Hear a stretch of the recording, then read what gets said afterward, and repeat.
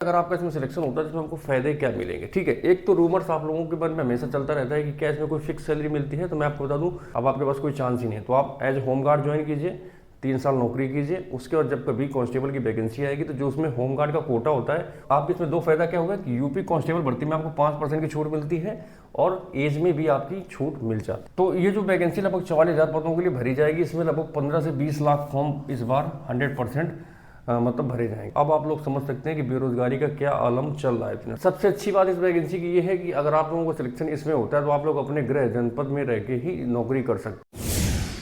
जय हिंद दोस्तों, रिसेंटली अभी यूपी में यूपी होम गार्ड की भर्ती बहुत ही ट्रेंडिंग में चल रही है। ठीक है, इससे रिलेटेड आप लोगों ने काफ़ी सारे वीडियो देख लिए होंगे और इसके अलावा जो काफ़ी सारे वायरल न्यूज़ हैं वो सोशल मीडिया पर या फिर कहीं ना कहीं न्यूज़ पेपर्स में चल रहे हैं। ठीक है, तो दोस्तों जो यूपी होमगार्ड की भर्ती है इसमें लगभग 44,000 पदों के लिए भर्ती होना है। तो आज इस वीडियो में हम लोग कुछ ऐसे तथ्यों के बारे में बात करेंगे जिसके बारे में मेरे गुरुजी के अलावा किसी ने बात नहीं किया है। ठीक है, तो दोस्तों मैं आपको इस वीडियो में कुछ ऐसी चीज़ें बताऊंगा, कुछ ऐसी सच्चाई बताऊंगा जो आप लोगों के लिए काफ़ी सारी इंपॉर्टेंट होने वाली हैं। अगर आप लोग as a home guard UP government में ज्वाइन करना चाहते हैं तो इस भर्ती से रिलेटेड वो इन्फॉर्मेशन आपको बहुत ही कम लोगों के माध्यम से सुनने को मिलेगी। ठीक है, इसलिए अगर आप लोग कहीं पे नौकरी करने जा रहे हैं तो आपको पहले उस वैकेंसी के बारे में सारी चीज़ें पता होना चाहिए कि आप कहाँ पर जा रहे हैं, क्या काम होगा, क्या सैलरी मिलेगी, कैसे सिलेक्शन प्रोसीजर होगा, सारी चीज़ें मैं आपको बता देता हूँ। ठीक है, तो सबसे अच्छी बात इस वैकेंसी की ये है कि अगर आप लोगों को सिलेक्शन इसमें होता है तो आप लोग अपने गृह जनपद में रह के ही नौकरी कर सकते हैं। मतलब इसमें आपको कोई दूसरे ज़िले में नौकरी नहीं मिलेगी।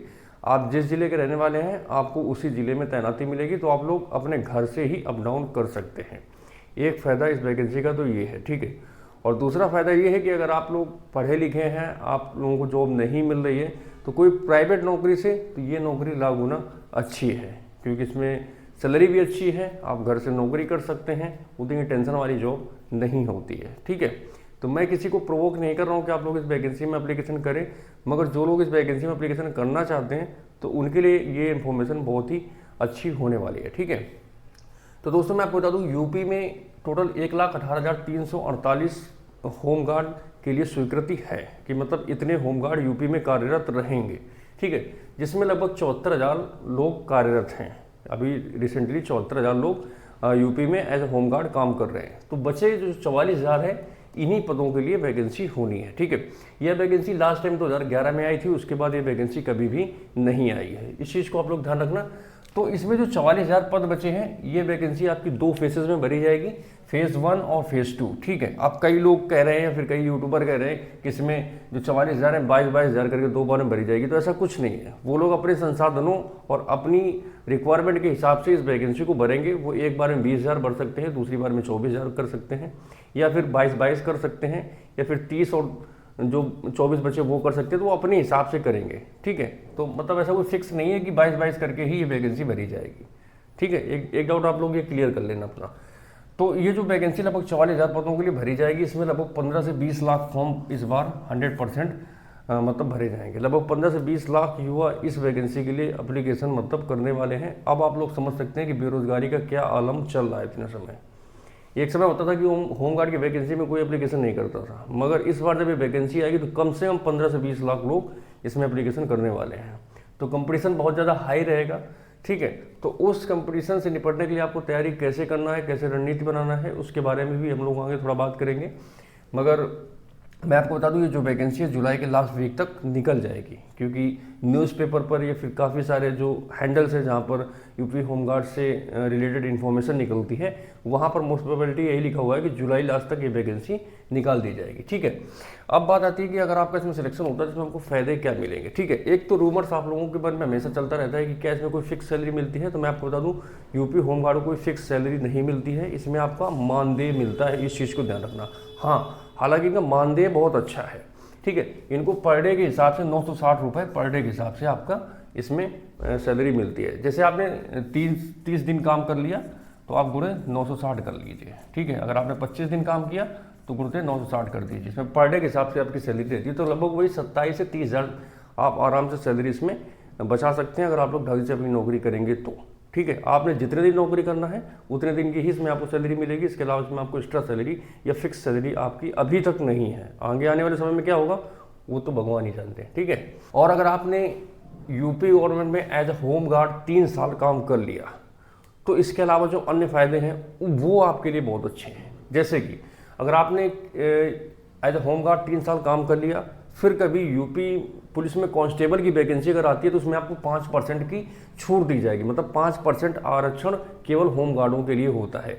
अभी जो रिसेंटली 60,000 वैकेंसी आई थी, इसमें लगभग वही 3,000 पद थे जो केवल होमगार्ड के लिए आरक्षित किए गए थे, मगर इतने काबिल होमगार्ड थे ही नहीं, सारी वैकेंसी खाली चली गई।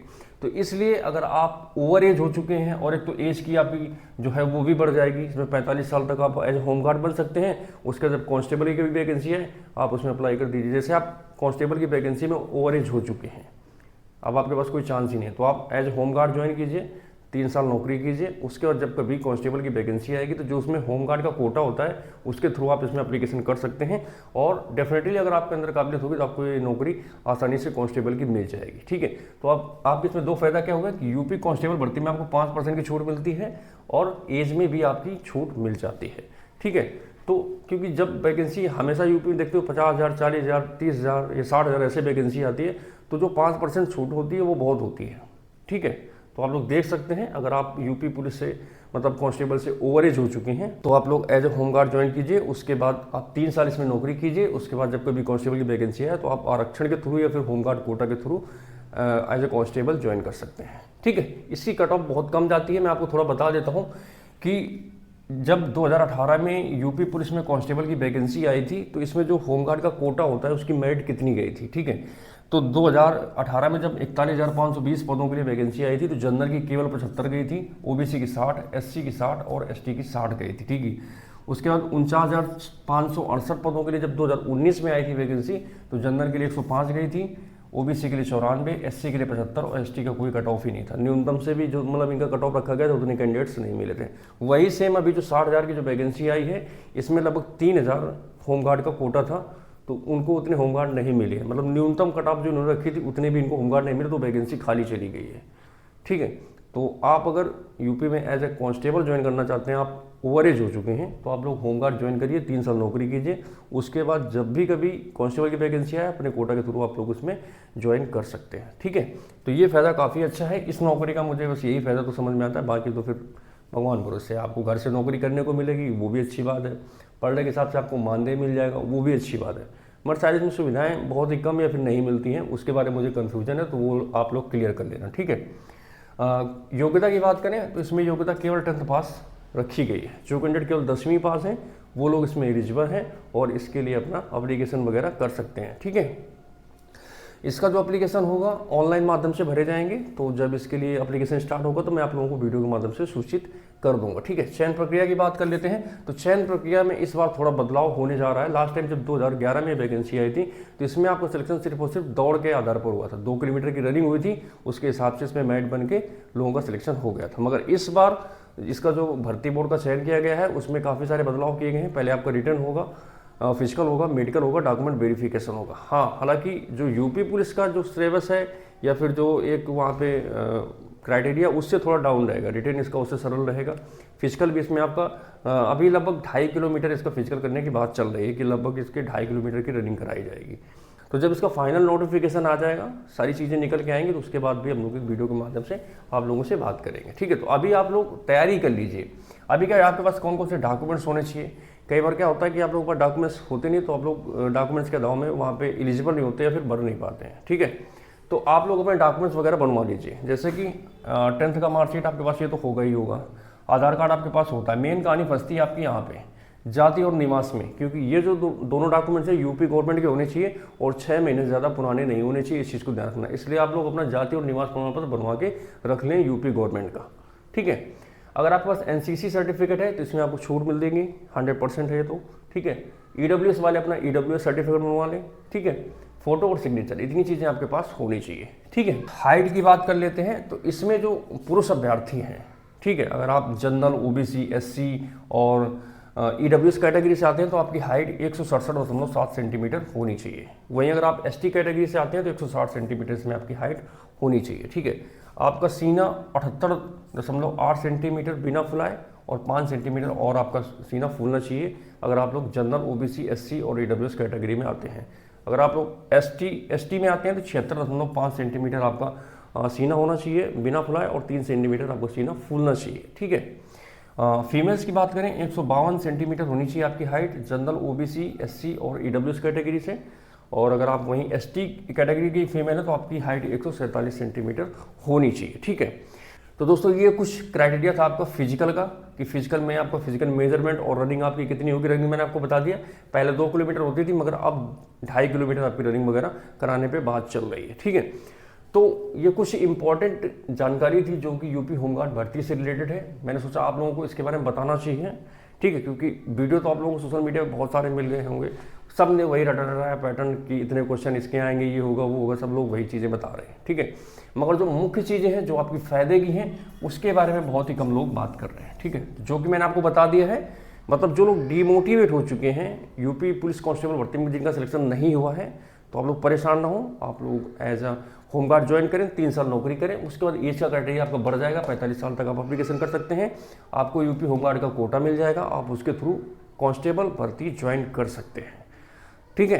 तो आपके एक तीर से 2 शिकार हो सकते हैं, एक तो आपको रोजगार मिल जाएगा प्लस आप लोग अपनी नौकरी परमानेंट कर सकते हैं। देखो जिसको करना होता है तो कहीं ना कहीं से ढूंढ ढांड के अपना रास्ता बना ही लेता है, जिसको नहीं करना होता उसके पास 100 बहाने होते हैं, ठीक है। तो मेरा काम है आप लोगों को सही रास्ता दिखाना, जो कि मैं आप लोगों को दिखा रहा हूँ, बाकी आपको चलना है, डिसीजन आपको लेना है कि कैसे क्या करना है, ठीक है। तो दोस्तों मैंने आपको आज के इस वीडियो में यूपी होमगार्ड से भर्ती से रिलेटेड सारी चीज़ें बता दी है। अगर आपको जानकारी जेन्युइन लगी हो, अच्छी लगी हो, तो भाई साहब इस वीडियो को लाइक जरूर करना, क्योंकि इतनी गर्मी में मैं बना रहा हूँ, देख रहा हूँ मेरे पास एसी वेसी तो है नहीं, ठीक है, ऐसे ही बना रहा हूँ वीडियो। तो मैं अगर आप लोगों के लिए इतनी मेहनत कर रहा हूँ तो आप लोग एक बटन तो दबा ही सकते हैं और वीडियो को शेयर कर सकते हैं, चैनल को सब्सक्राइब कर सकते हैं। तो आज की इसी इन्फॉर्मेशन से खत्म करते हैं आज की इस वीडियो को। बाकी मैं आप लोगों से जल्दी मिलूंगा एक नए वीडियो में नए जगह साथ, तब तक के लिए जय हिंद, वंदे मातरम।